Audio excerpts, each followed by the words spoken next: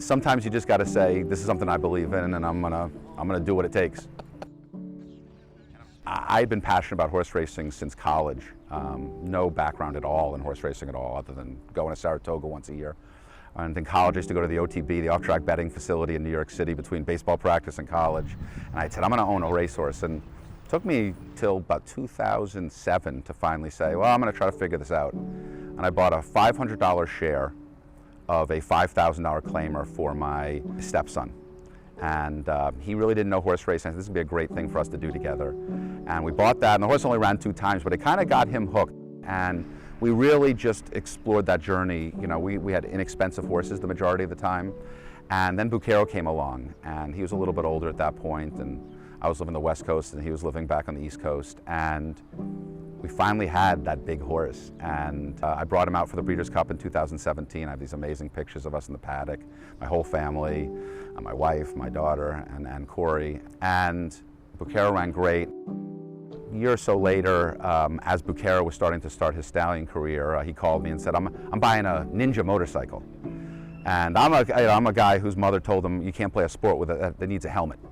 And so I said, oh, Corey, you know, you got to be careful, you got to do this. But boy, he was so passionate about it. I mean, I could hear it in his voice the way I am about horses.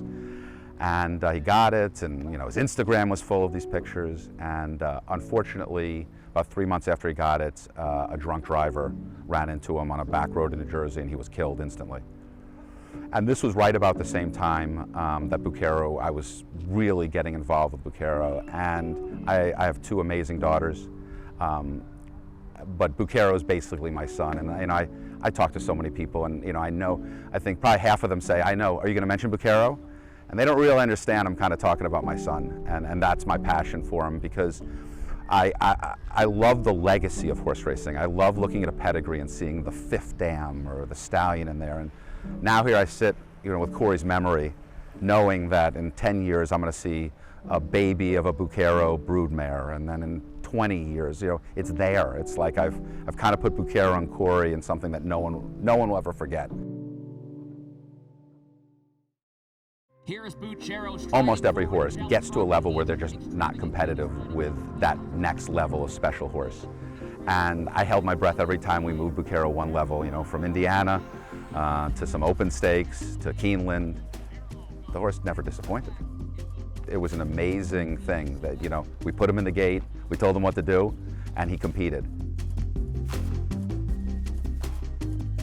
I didn't know much about Ascot prior to it, and now it's intertwined in my horse racing life now. So when we got the invite to go, you know, we weren't just going for the trip. You know, Tim got interviewed, and Tim's a very soft-spoken, doesn't say a lot of things.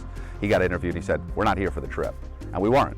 And you know, we'd felt confident. Little did we know we'd walk into, you know, Blue Point and Batash and Mabs Cross that year, who ended up being really 3 of the best runners in that race in 20 years.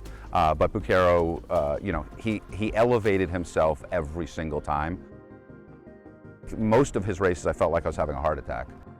And they're off in the Kingstand Stakes. You know, I'm one of those guys when they're behind the gates, you're just going, I don't know if my heart is supposed to be going this fast, but it is.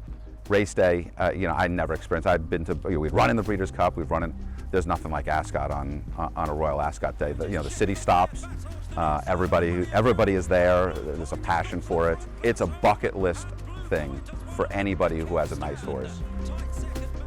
I've said before, I grew up really loving the Olympics, you know, and just seeing the world's best from all the different countries coming together.